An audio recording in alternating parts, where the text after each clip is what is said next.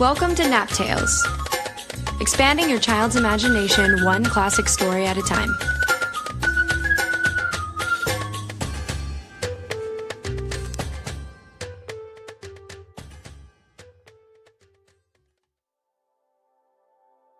The Emperor's New Suit. Many, many years ago lived an emperor who thought so much of new clothes that he spent all his money in order to obtain them.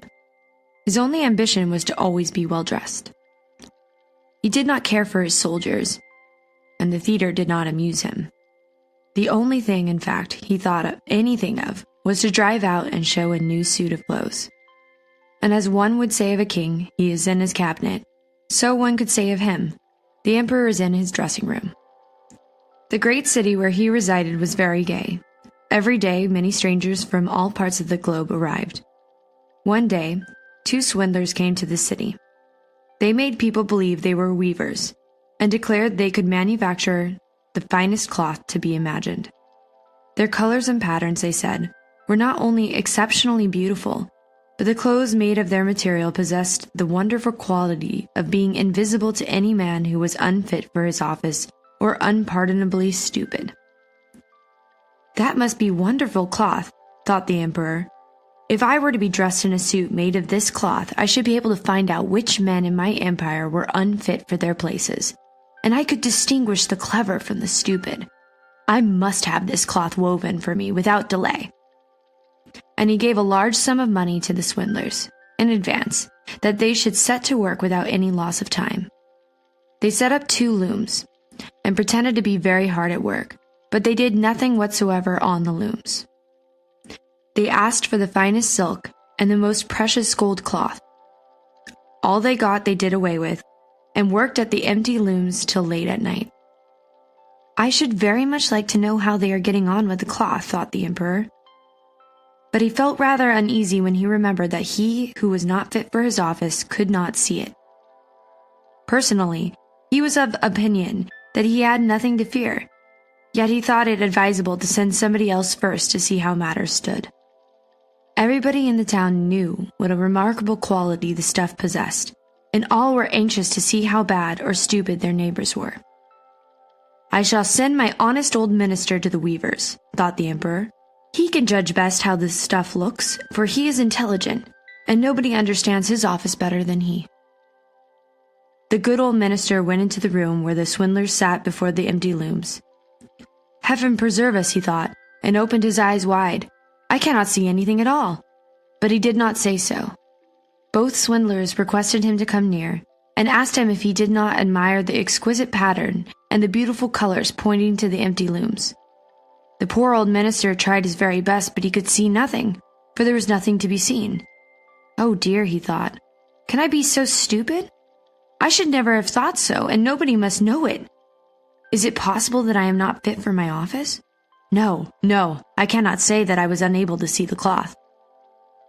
Now have you got nothing to say? Said one of the swindlers while he pretended to be busily weaving. Oh, it is very pretty, exceedingly beautiful, replied the old minister, looking through his glasses. What a beautiful pattern, what brilliant colors! I shall tell the emperor that I like the cloth very much. We are pleased to hear that, said the 2 weavers, and described to him the colors and explained the curious pattern. The old minister listened attentively, that he might relate to the emperor what they said, and so he did. Now the swindlers asked for more money, silk and gold cloth, which they required for weaving.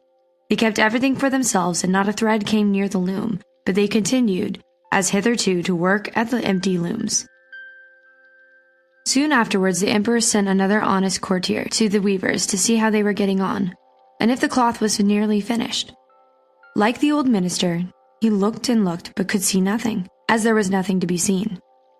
Is it not a beautiful piece of cloth? Asked the 2 swindlers, showing and explaining the magnificent pattern, which, however, did not exist. I am not stupid, said the man. It is therefore my good appointment for which I am not fit. It is very strange, but I must not let anyone know it. And he praised the cloth, which he did not see, and expressed his joy at the beautiful colors and the fine pattern. It is very excellent, he said to the emperor. Everybody in the whole town talked about the precious cloth. At last the emperor wished to see it himself while it was still on the loom. with a number of courtiers, including the two who had already been there. He went to the two clever swindlers, who now worked as hard as they could, but without using any thread.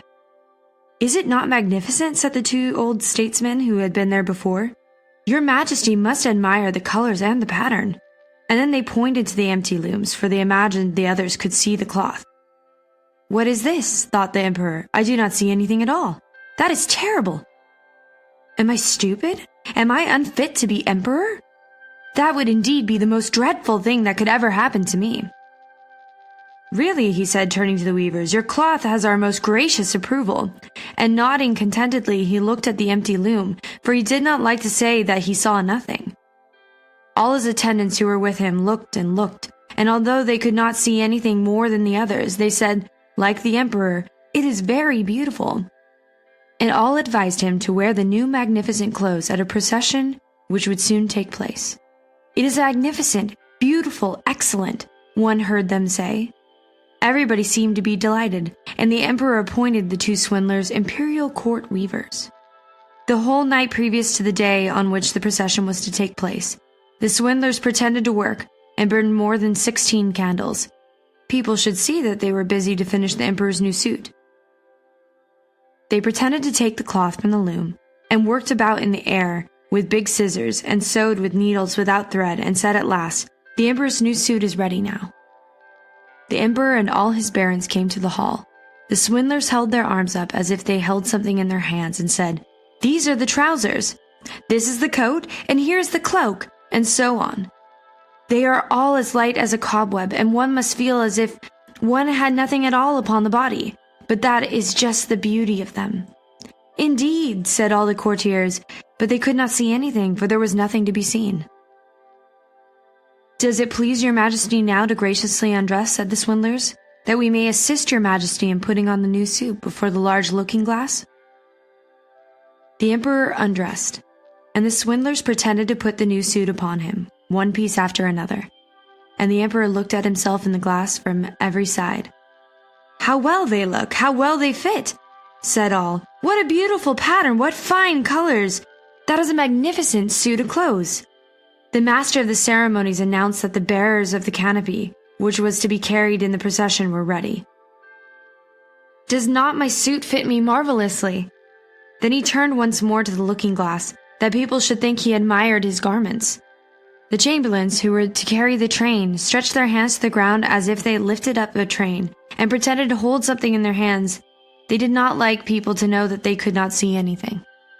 The emperor marched in the procession under the beautiful canopy, and all who saw him in the street and out of the windows exclaimed, "Indeed, the emperor's new suit is incomparable! What a long train he has! How well it fits him!" Nobody wished to let the others know he saw nothing, for then he would have been unfit for his office or too stupid. Never emperor's clothes were more admired. "But he has nothing on at all," said a little child at last. "Good heavens! Listen to the voice of an innocent child," said the father, and one whispered to the other what the child had said. "But he has nothing on at all," cried at last the whole people. That made a deep impression upon the emperor, for it seemed to him that they were right. But he thought to himself, "Now I must bear up to the end." And the chamberlains walked with still greater dignity, as if they carried the train which did not exist. The end.